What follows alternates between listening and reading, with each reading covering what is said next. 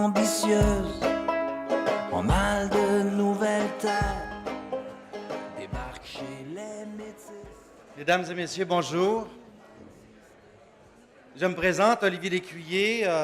J'ai l'honneur d'être votre animateur, encore une fois, pour cet après-midi. Au nom du Rassemblement pour un pays souverain, permettez-moi de vous souhaiter la plus cordiale bienvenue au traditionnel dîner des Patriotes.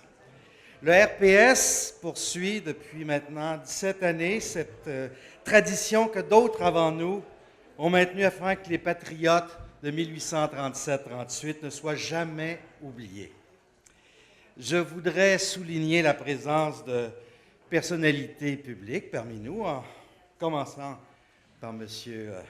Bernard Landry, l'ancien Premier ministre.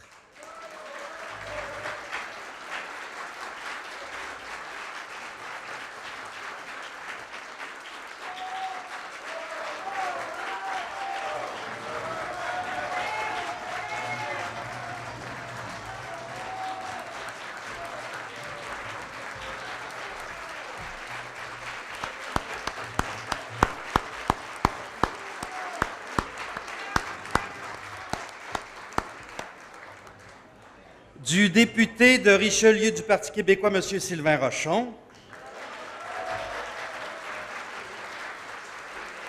Du maire suppléant de Saint-Ours, M. Robert Vallée et les membres du conseil. De M. Réal Fortin, député du Bloc québécois de Rivière-Nord. De M. Antonio Flamand, ancien député de l'Union nationale de Rouyn-Noranda.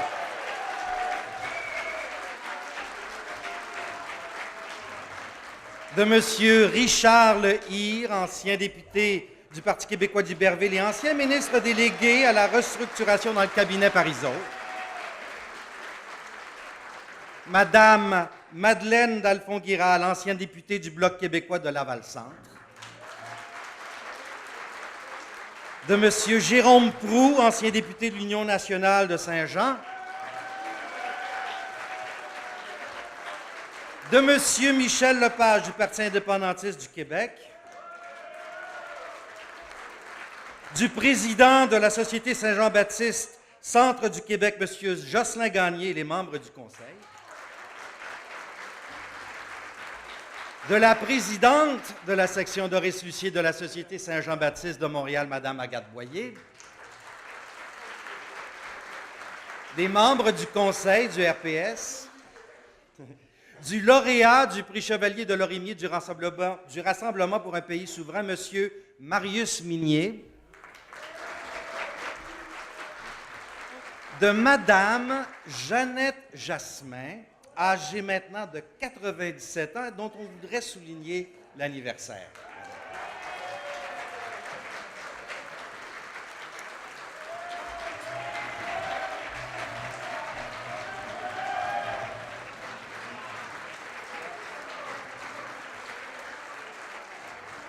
Soulignons aussi la présence de citoyens très engagés dans la cause indépendantiste, messieurs Jean Jolicoeur, O'Neill Perrier, monsieur Denis Julien et de monsieur Badiana Bazin, écrivain, homme d'affaires et ancien candidat du Parti québécois de Laurier-Dorion. Là, s'il y avait des personnalités ou élus que nous aurions oubliés, je vous prierais de bien vouloir me le laisser savoir. Et nous soulignerons leur présence. J'ai l'impression que ça s'en vient. Oui?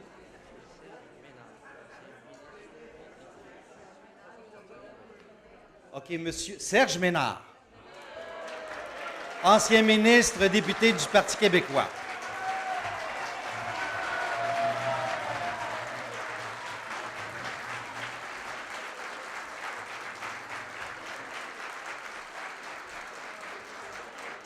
Là, avant de poursuivre, je vous inviterai à vous lever, pas vous asseoir tout de suite, à vous lever en fait,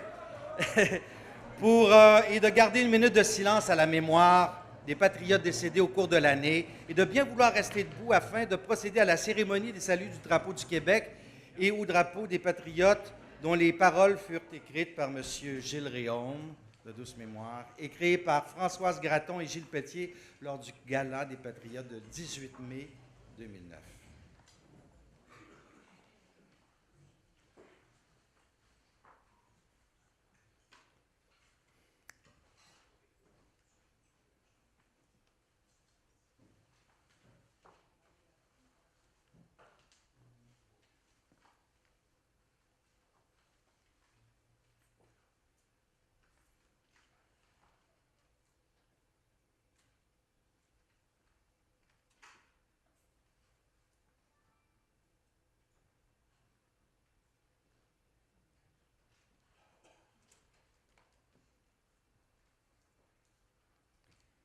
J'inviterai maintenant M. Jean Jolicoeur et Mme Yves-Rose Amazan à venir faire le salut. C'est tout un lapsus. À venir faire le saut, je voulais dire, le saut sur la scène pour venir faire le salut au drapeau du Québec et le salut au drapeau des Patriotes, respectivement. Ah oui, hein? Alors, de tout cœur, on répète après moi, avec beaucoup d'intensité. Drapeau du Québec, salut! Drapeau du Québec, salut! À toi, mon respect! Ma fidélité! Mon amour! Vive le Québec! Vive son drapeau!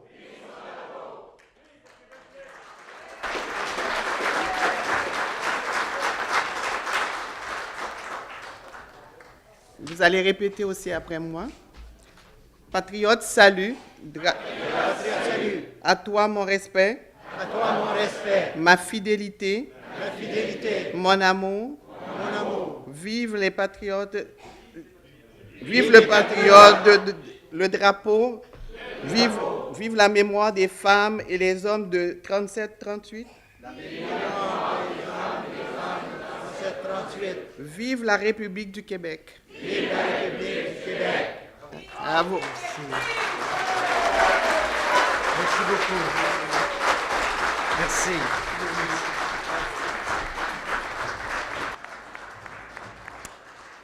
Maintenant, je demanderai au président du Rassemblement pour un pays souverain, M. Benoît Roy, à venir vous adresser la parole. Merci.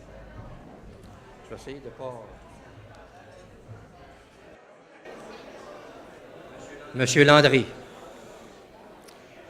Monsieur Vallée, Monsieur Rochon, distingués invités. Je ne vous nommerai pas tous, étant donné qu'on vient de citer votre nom, mais vous êtes salués. Je voudrais, dans un premier temps, remercier les membres du Conseil pour avoir pu organiser ce genre d'activité-là. C'est notre 17e dîner des Patriotes et c'est grâce à eux que ça se fait. Les membres du Conseil sont Umberto Di Genova, deuxième vice-président, Laurent Desbois, premier vice-président, Clément Civray, Jacqueline Roy, Lise Fortier, Yves-Rose Amazan, Christopher Massé et Victor Charbonneau. Merci.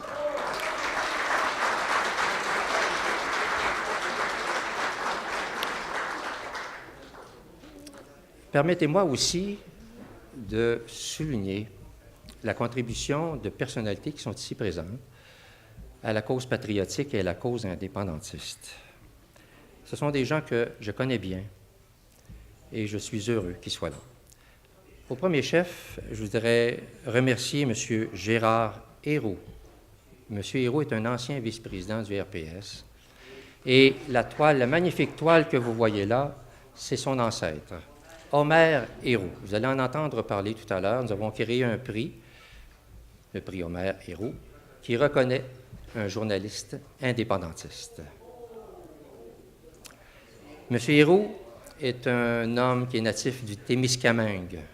C'est un vrai indépendantiste. Il nous a apporté longtemps, puis il continue d'apporter sa ferveur, son intelligence et des bonnes suggestions comme celle-ci. Merci, M. Héroux.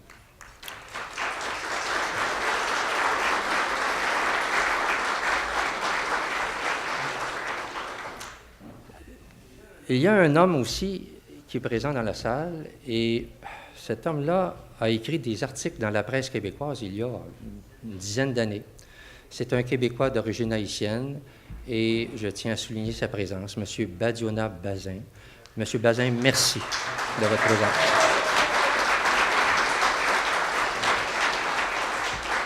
M. Bazin est un homme de cœur. Il a adopté le Québec en arrivant ici. Il a adopté aussi l'indépendance du Québec. Et grâce à lui, et grâce à nous tous, nous allons pouvoir cheminer, nous allons pouvoir avancer vers la cause indépendantiste. Merci, monsieur.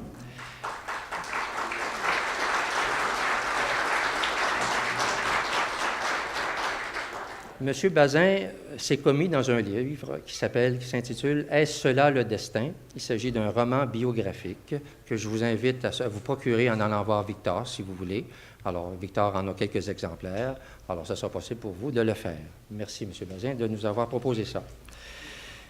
En terminant, une personnalité que je chéris énormément, qui a été de tous les combats et qui nous suit partout, c'est quelqu'un que vous connaissez très bien. Cet homme est une source d'inspiration. C'est un phare. C'est un homme intègre, droit et honnête. Il se bat tous les jours pour l'indépendance du Québec, même s'il n'est plus aux affaires. J'ai nommé M. Bernard Landry. Monsieur Landry.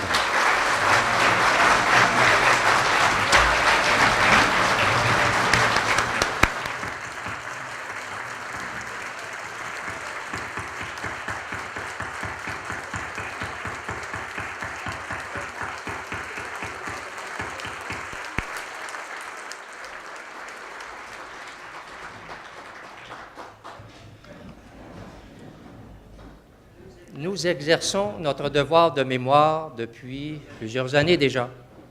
C'est la raison pour laquelle nous poursuivons la tradition d'Onesle Perrier.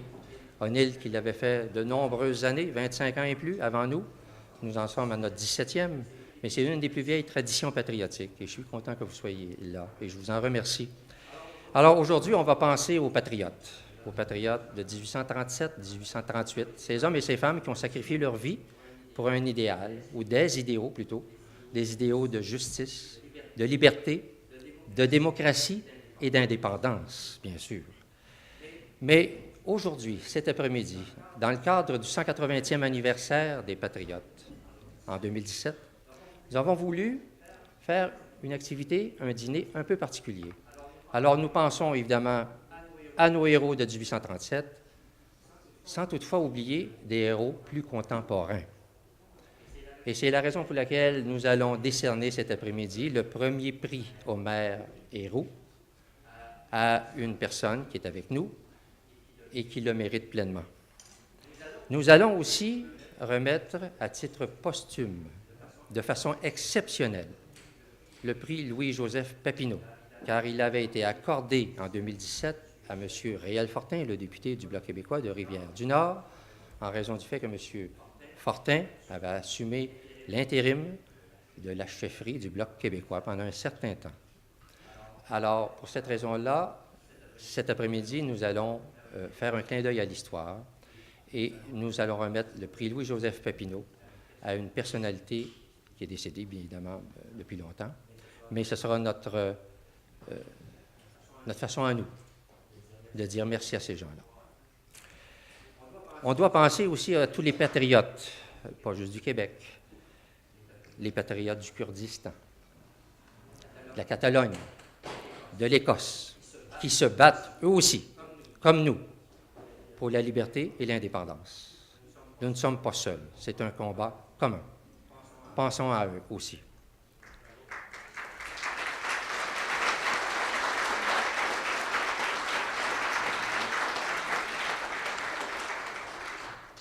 En terminant, je vous dirais que je ferai un souhait, le souhait que nous devenions tous un jour patriotes. Parce qu'être patriote, c'est sacrifier sa vie, son temps, son argent. C'est prendre des risques. Un patriote qui ne prend pas de risques, il faut en prendre. Il faut savoir en prendre. Il va falloir qu'on s'engage de plus en plus vers l'indépendance du Québec si nous voulons nous donner un pays plus juste, plus vert et plus prospère. Merci.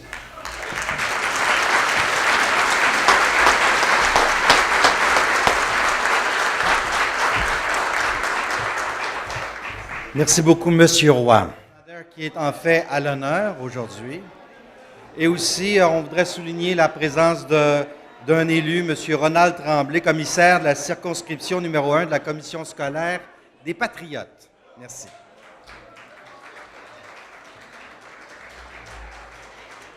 Alors, on espère que vous avez apprécié votre repas.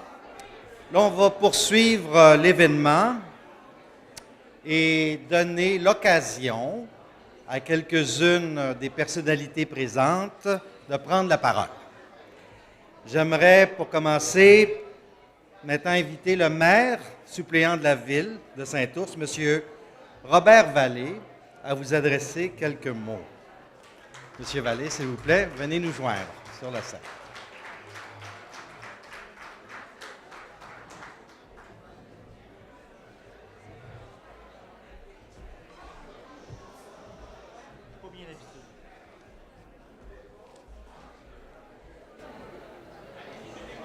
Bonjour aux patriotes, bonjour aux distingués invités.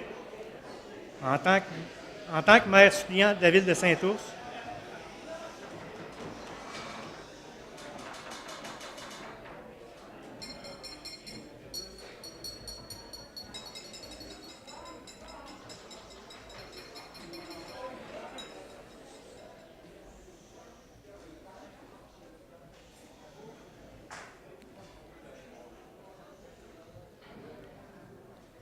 en tant que maire suppléant de la ville de Saint-Ours, je suis honoré de me joindre à vous pour l'occasion de ce dîner. Depuis notre arrivée aux commandes de la ville de Saint-Ours, nous avons rénové le monument des Patriotes. Nous avons aménagé les lieux au niveau de l'aménagement paysager. Et surtout, avec nos partenaires, nous avons installé une plaque pour se souvenir de M. Gilles Réaume.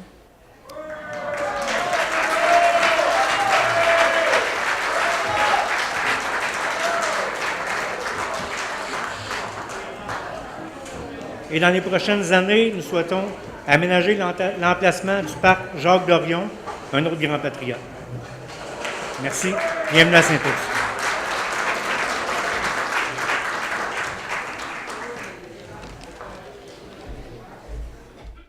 Alors, merci beaucoup, M. Vallée. Merci.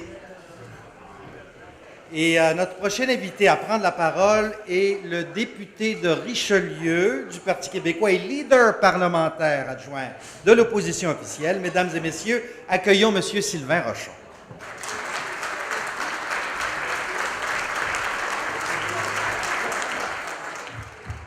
Alors, chers amis, distingués invités, Monsieur le Premier ministre, il y a une déclaration ce matin que j'ai entendue et qui m'a souverainement déplu, pour ne pas dire qu'elle m'a donné la nausée. Ouvrez les guillemets.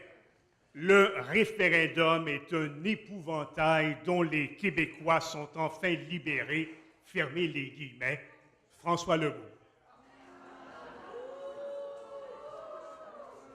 C'est abject.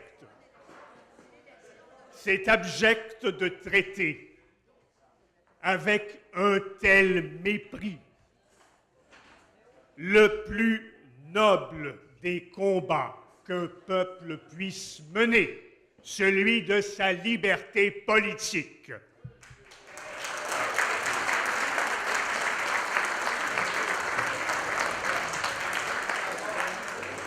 J'espère que tous les indépendantistes se souviendront de cette abjecte déclaration. Tant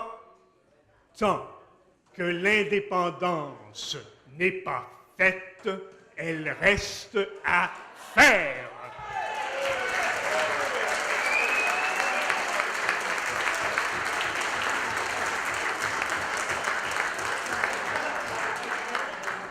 Et pour continuer de citer Miron, jamais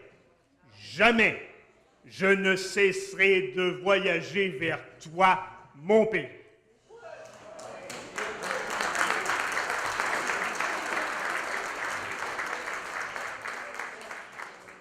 Je suis fier d'être député de Richelieu, ce que fut Walfred Nelson. Je suis fier d'être l'arrière-petit-fils de Toussaint Rochon, patriote de Saint-Clément de Beauharnois, qui n'a pas craint de se battre pour sa patrie.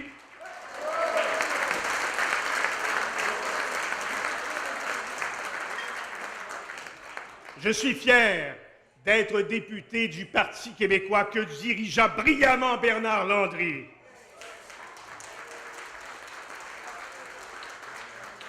le parti de René Lévesque et de Bernard Landry et maintenant de Jean-François Lisée, entendez-le bien, va continuer résolument à mettre en lumière les avantages de la souveraineté, l'importance de décider ce qui se passe et ce qui passe sur notre territoire, l'importance de décider pour soi, au nom de cette culture, de cette langue, de ces valeurs, de cette histoire qui nous rassemble.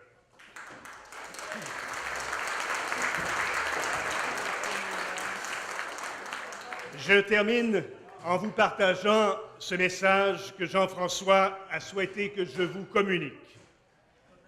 Monsieur le Président, Mesdames, Messieurs, distingués invités, je suis heureux de vous savoir, toutes et tous réunis pour mener cette essentielle réflexion annuelle sur ce que nous souhaitons pour le Québec, pour son avenir.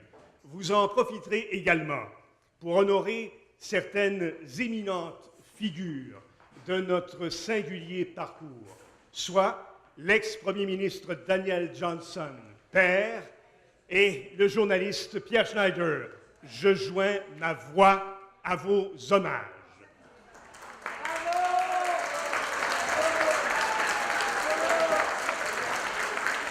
Monsieur Johnson, et je le prononce à la manière du général de Gaulle, Monsieur Johnson a toute sa vie durant nourri un nationalisme affirmé. Le Québec, c'était sa patrie, celle qu'il voulait définir en l'honneur et au nom du peuple. Égalité ou indépendance, disait-il.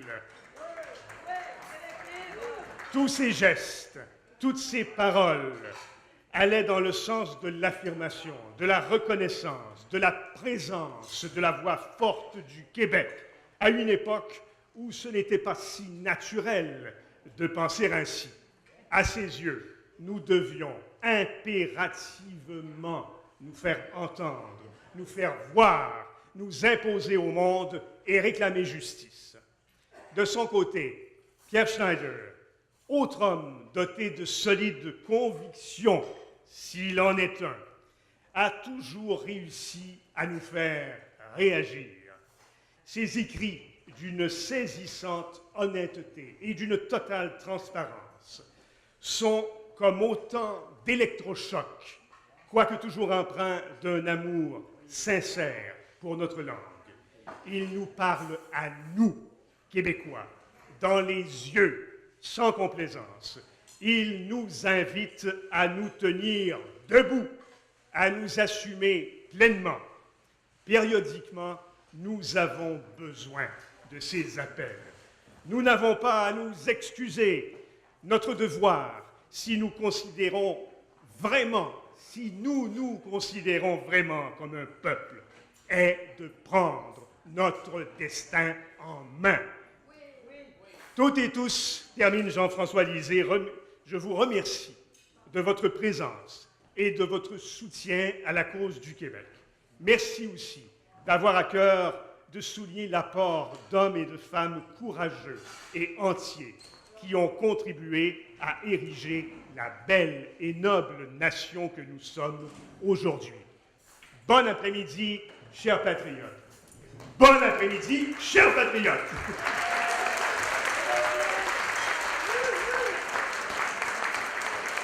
Merci chaleureusement, M. Rochon.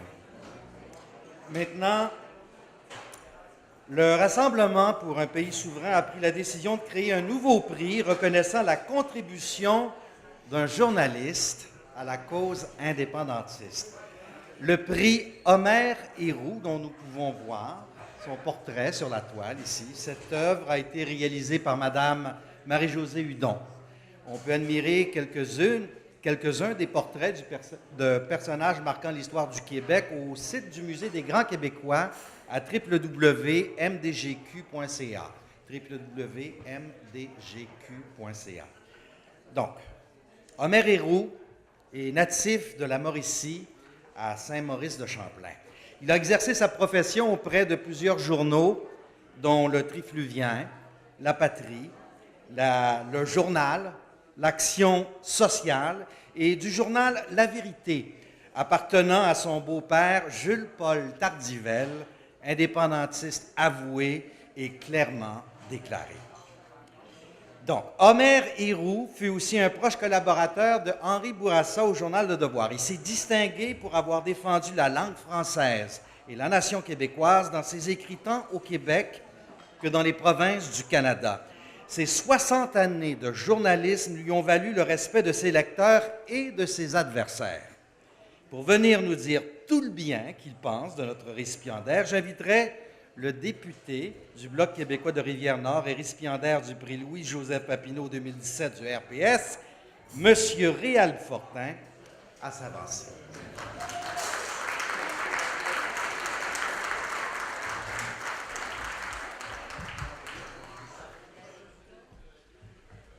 Venez vous parler après Sylvain Rochon, c'est quelque chose? Alors, chers amis, Monsieur Flamand, Monsieur Dion, Monsieur le Premier ministre, Monsieur Roy,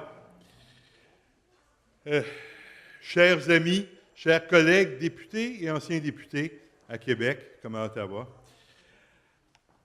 Omer Héroux, Wikipédia dit de lui qu'il consacra sa carrière journalistique à la défense des minorités françaises et ouvrières.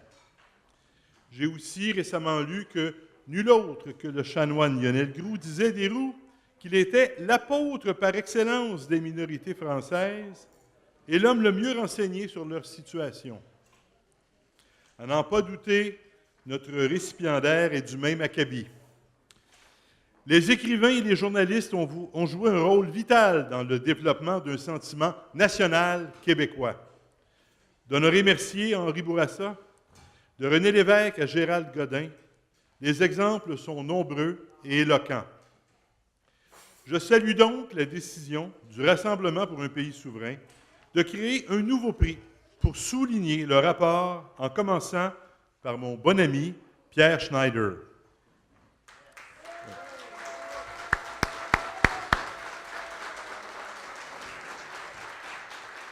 Journaliste, poète, amoureux fou du Québec. Pierre a été directeur à la rédaction du Journal de Montréal avant d'en être le responsable des pages culturelles. Pierre, que vous devez suivre sur Twitter et sur Facebook, si vous ne le faites pas, faites-le, a toujours eu le sens de la formule. Il ne doit pas en avoir gros qui ne le suivent pas, hein? Maniant à la fois la dérision et l'indignation, picossant là où ça fait mal, Pierre nous fait souvent rire, jaune. Je vous cite quelques exemples. Le premier, tout récent, acheter son élection. Duplessis donnait des frigos, Couillard des points d'impôt. Sur le pot, le 1er juillet prochain, le Haut-Canada deviendra le High Canada. Son approche sur les nouvelles tendances. Devenir végétarien, mais, Pierre, à temps partiel. Ou encore sur la laïcité, le tango de la laïcité, un pas en arrière, un pas en avant, et on recommence. Quand on lit le Pierre Schneider 2017, on rigole, on bouillonne, on se stimule, on réfléchit. On pense à ce qu'on est, à ce qu'on pourrait être, à ce qu'on devrait être. Quand on lit Pierre Schneider, on sent l'attachement au Québec, l'amour du Québec, mais pas un amour aveugle, un amour sincère, sans compromis, mais conscient des travers et des défauts de ce peuple unique. Merci Pierre de nous garder alertes.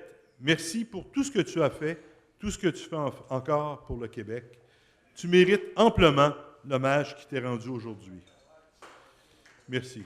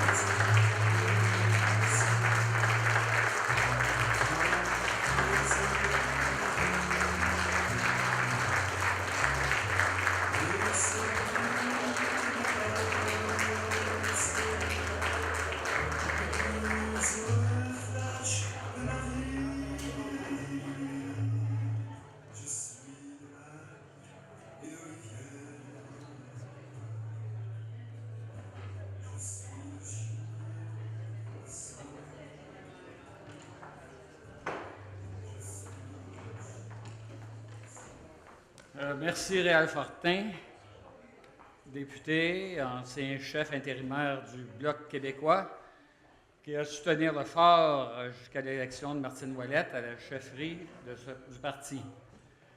Merci beaucoup aux organisateurs de ce banquet, particulièrement M. Benoît Roy, du Rassemblement pour un pays souverain, de me décerner cet honneur en hommage au légendaire Omer Héroux, ancien directeur du Devoir et grand nationaliste canadien-français, qui, lui, n'a jamais eu peur de prendre position pour la défense et l'illustration de la langue française au Canada et en terre d'Amérique.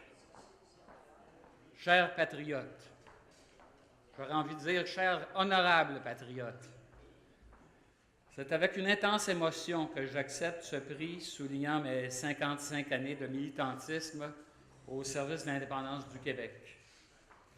Je suis d'autant plus fier de recevoir cette distinction que mon éducation politique a débuté avec mon grand-père, Octave Laberge, fervent nationaliste qui m'a enseigné dès l'âge de 4 ans mon histoire du Canada et mon histoire du Québec.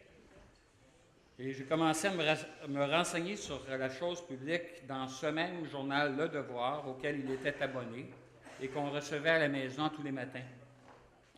Plus tard, peu après sa fondation, j'ai adhéré au RIN, en passant par l'Action socialiste pour l'indépendance du Québec et le Front révolutionnaire québécois de 1963, pour finalement militer au Parti québécois, tant comme préposé au pointage que comme conseiller aux communications. Parallèlement à mes jeunes activités politiques pour la défense du projet de pays, j'ai publié dans ce devoir mon premier texte d'opinion à 16 ans.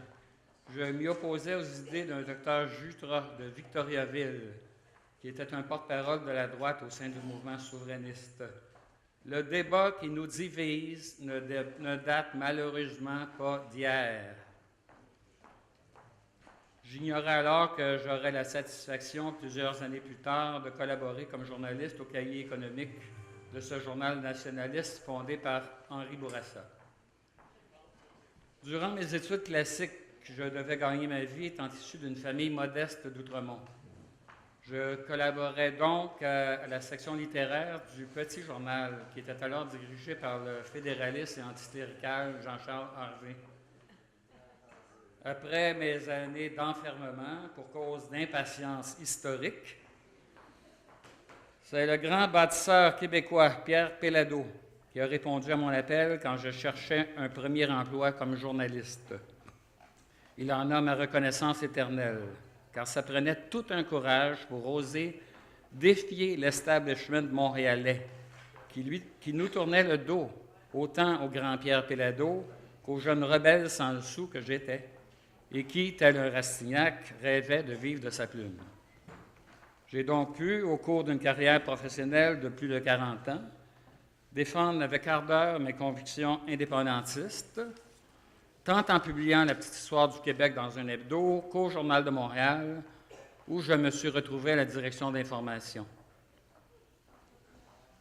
En 1967, je couvrais l'Exposition universelle de Montréal et j'étais sur le balcon de l'Hôtel de Ville quand le général de Gaulle, mon idole de tous les temps, a lancé son retentissant « Vive le Québec libre », reçu comme un choc percutant et « very shocking » au Canada anglais.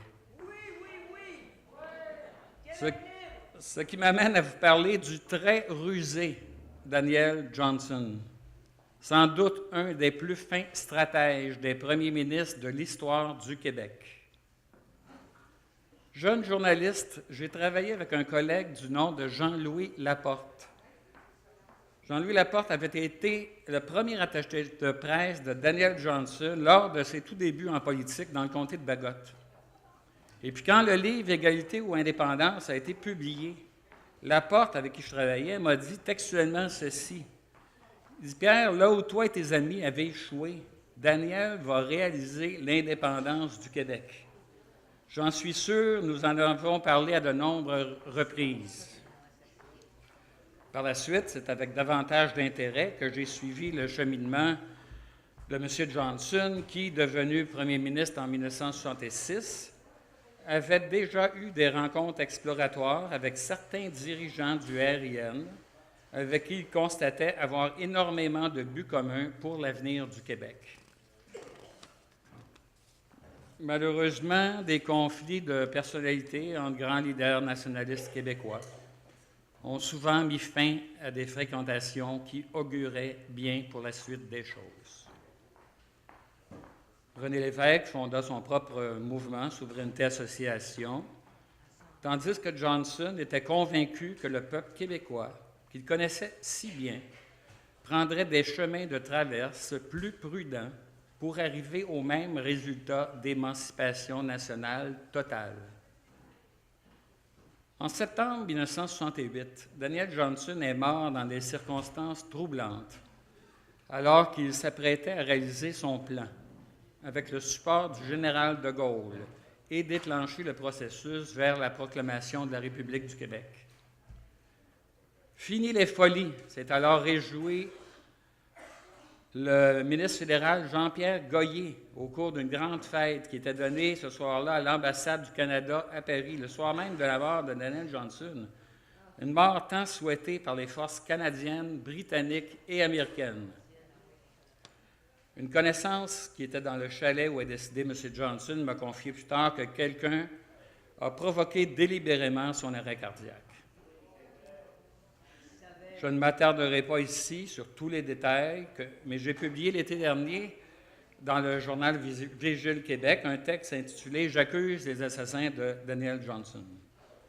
Cet article était le fruit de recherches sur les causes de la mort du grand homme politique. Il a été lu par plusieurs milliers de citoyens sur Internet, mais il a été boudé par nos médias officiels, beaucoup trop frileux pour y faire écho. Il voulait des vraies preuves, moi je pose des vraies questions. Alors, si Daniel Johnson n'a pas été tué, qu'on nous montre le rapport d'autopsie et d'analyse toxicologique. Si autopsie il y a eu, bien entendu, ce dont je doute. C'est tout ce que je demandais. Est-ce si terrible que de vouloir connaître la vérité sur un moment aussi crucial de notre histoire nationale? J'en conclus donc que Johnson était dangereux parce que Johnson parlait d'égalité ou d'indépendance, en sachant très bien que le Canada dirait non. Johnson avait décidé de soumettre à une conférence fédérale provinciale à Ottawa un projet de république canadienne, tout en sachant très bien que le reste du Canada dirait non. Johnson avait discrètement rencontré des leaders souverainistes et on avait jonglé avec l'idée d'ajouter un point pour intégrer la lettre I au milieu du sigle de l'Union nationale pour éventuellement donner naissance à l'Union pour l'indépendance nationale.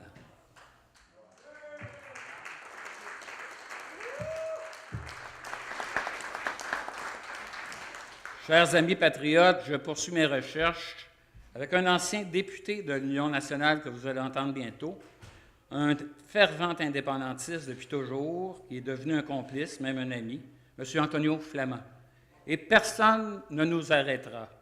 Merci de votre confiance, merci beaucoup de votre reconnaissance, et vive la République libre du Québec.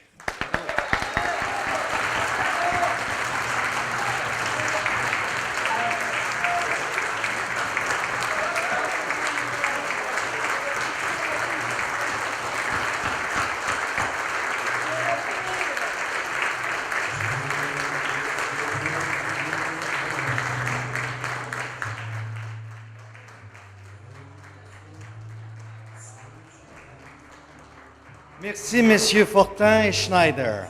Et comme disait M. Snyder, notre prochain orateur est un ancien député de l'Union nationale de Rouyn-Noranda. Il fut aussi adjoint parlementaire du ministre des Transports et des Communications dans le cabinet Johnson. Il quitta l'Union nationale en 1969 en raison d'un désaccord sur le Bill 63. Il devint conseiller municipal à Rouen de 1971 à 1973 et candidat du Parti québécois dans Rouyn-Noranda en 1973. En juillet dernier, Dans le cadre du 50e anniversaire de la visite du général de Gaulle, notre conférencier a fait des révélations étonnantes au micro de la réception organisée pour cet événement. Il nous est apparu important d'entendre ses commentaires relatifs à cette période flamboyante de notre histoire et de ce qui se passait dans l'entourage de l'ancien premier ministre du Québec, M. Daniel Johnson. Mesdames et messieurs, accueillons, s'il vous plaît, M. Antonio Flamand.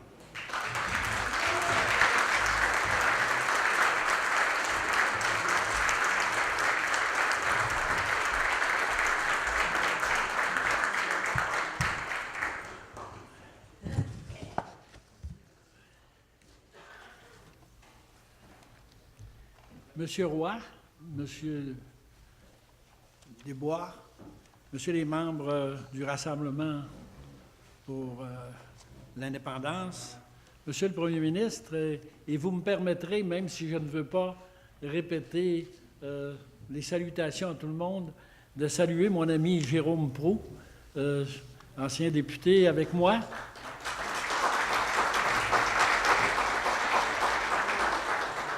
Qui pourra vous confirmer certaines de mes affirmations, et également son accompagnateur, M. Pierre Sénégal, un brave cultivateur que je connais depuis toujours et qui est de la Prairie, pas de la Prairie, de l'Acadie, et qui est ici aussi avec M. Proulx, son accompagnateur. Maintenant, je voudrais ici aujourd'hui rendre hommage à M. Johnson, ce grand général avec une toute petite armée. Jérôme, dans son livre, avait dit 100 armées, mais il y en avait une petite, pas nombreuse. Les 3/4 de son caucus, de ses députés, ne l'appuyaient pas. Et grâce à son intelligence et à sa détermination exceptionnelle, a pris le projet d'indépendance du Québec à 10 % dans les intentions de vote. Il y a eu des sondages à l'époque, c'était 10 % et il l'a rendu majoritaire dans l'espace de 5 ans. S'il n'était pas décédé abruptement, le Québec serait aujourd'hui un pays. Pendant toutes ces années, j'ai observé la lutte pour notre indépendance et je voudrais, à l'occasion de cet hommage à M. Johnson, vous livrer un message critique sur la conduite de ce projet et vous laisser quand même avec un message d'espoir. Et quand je dis critique, je voudrais qu'on comprenne que ce n'est pas un blâme à personne, parce que j'étais là-dedans aussi et j'étais comme tous les autres, confiants dans la démocratie canadienne. Les tentatives ratées depuis la conquête anglaise sont nombreuses, qui voulaient donner naissance à un État pour les Canadiens français. Il y a eu l'époque des Patriotes en 1837-38, dont nous en aurons connu la mémoire, puis il y a eu 2 défaites référendaires. Malheureusement, la défaite, elle est douloureuse, mais elle est parfois terrible, non seulement pour ceux qui la subissent, qui mènent le combat, mais également pour les gens qui le défendent. Si vous voulez se rappeler, les Patriotes, il y a eu 17 pendus, il y a eu au-delà de 50 personnes qui ont été exilées, et il y a eu des conséquences terribles parce qu'on a passé l'acte d'union suite au rapport d'Urnham qui avait pour raison de nous assimiler.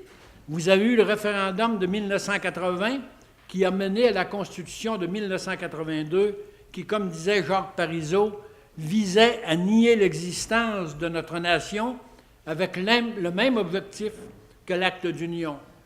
Vous avez eu le référendum de 1995, quant à lui, qui a mené la loi sur la clarté référendaire. D'ailleurs, nous apprenions récemment le plan secret de Jean Chrétien qui visait à contrer la victoire du oui. Alors, quand je vous dis qu'on a fait confiance à la démocratie canadienne, c'est là qu'on s'est trompé. C'est pas grave. C'est parti. Cet après-midi, alors je voudrais qu'on revienne à un autre projet qui visait l'indépendance du Québec, celui de Daniel Johnson, et qui a failli réussir. Cet après-midi, je viens vous livrer le récit de cette incroyable aventure du projet indépendantiste élaboré par Daniel Johnson entre 1963 et 1968. L'adhésion de Johnson à faire du projet indépendantiste un enjeu électoral a été acquise lors d'un souper au Club de la Garnison à Québec en 1963. C'était au mois de janvier 1963, je ne me rappelle pas de la date exacte. Je peux vous parler de ce souper avec force détail, puisque non seulement j'y étais en chair et en os, mais de plus, c'est moi qui ai mis sur la table le projet de discussion de l'indépendance. Au début de la soirée, M. Johnson était débutatif aux arguments. D'ailleurs, il m'avait dit dans l'après-midi, on va en reparler, n'en parle pas ce soir. Et Roger Ouellette et Charles Pelletier. Roger Ouellette, pour ceux qui ne savent pas qui c'est, ça a été le secrétaire d'antichambre de M. Duplessis à partir de 1945 et de tous les chefs de l'Union nationale. Et Roger m'avait dit, t'en parles ce soir. Et Charles Pelletier, c'est lui qui aidait à rédiger les discours de M. Duplessis, tous les chefs de l'Union nationale et de Johnson. Et lui aussi m'a dit, tu mets ça sur la table ce soir. Il y avait Armand Maltais, que j'avais emmené pour m'accompagner. Je savais que ça ferait plaisir à Johnson parce qu'il avait été contre lui au Congrès, puis il voulait se rapailler avec lui. Il y avait Fernand Girard. Fernand Girard, c'est le père du comédien Rémi Girard. Christian Vien, et la politique, c'est petit, c'est le beau-père du maire de Québec. Et Jean-Noël Tremblay et Paul Grosdaillon. Sans oublier, je ne voudrais pas les oublier parce qu'ils ont été rencontrés après par Johnson, le noyau des Irréductibles de Montréal, qui n'était pas là. Il y avait Mario Beaulieu, son futur chef de cabinet et l'homonyme de notre Mario Beaulieu national. Il y avait Réginald Tormé. Ce n'était pas des indépendantistes, c'est des gens qui auraient suivi Johnson n'importe où. Jean-Paul Cardinal, Fernand Lafontaine, André Lagarde, Michel Latraverse, Paul Chouinard et Dominique Lapointe. Les trois derniers, c'était des indépendantistes. Michel Latraverse, c'est le père de la jeune Latraverse qu'on entend à la Radio-Canada. Parmi ce groupe, seuls les trois derniers étaient indépendantistes. Mais tout ce monde-là aurait suivi M. Johnson, c'est un séducteur, et quand tu avais tombé sous son charme, tu étais prêt à le suivre partout. Autant de patriotes oubliés, auxquels je tenais à rendre hommage pour leur contribution à la cause indépendantiste. À la fin de ce souper, Johnson, voyant que tous les gens qui étaient présents au souper se prononçaient pour l'indépendance, mais ils disaient tous la même chose. On est tout seul. Mais on était tout seul, puis on était une dizaine, mais on était tous des indépendantistes. Ça fait que là, on dit, si on le met sur le marché, puis on en parle, puis on est convaincu, puis on l'expose, il y a des chances que ça fonctionne. Alors, à la fin du souper, Johnson, il a dit, on va mettre ça à notre programme, et ça s'est terminé dans une euphorie dont vous n'avez pas idée, parce qu'on voyait déjà le pays indépendant. Je vois mon ami Jean Soucy, que je n'ai pas salué tantôt. Je voudrais lui dire bonjour. L'année suivante, en 1964, il est allé en France pour convaincre le général de Gaulle du sérieux de son projet d'indépendance, ce qui amena ce dernier à venir au Québec en 1967 sur l'insistance de M. Johnson. En 1967, le général de Gaulle ne voulait pas venir à l'exposition. Il avait dit « Vous me voyez aller à la foire ». Et M. Johnson a fait un voyage très rapide en France, et j'ai eu la confirmation tantôt que j'avais raison, parce que des gens me disaient qu'il n'y était pas allé. Il a rencontré notre ami Bernard à cette occasion-là, pour lui dire « Il faut que vous veniez, il faut absolument que vous veniez, on a besoin de vous au Québec ». En 1965, il publia son livre « Égalité ou indépendance », qui résume toute sa doctrine politique. Dans cet ouvrage, Johnson fait le constat que nous sommes passés du statut de nation sociologique à nation politique, dans la mesure où nous nous sommes identifiés à notre État devenu État national. On s'est identifié au Québec.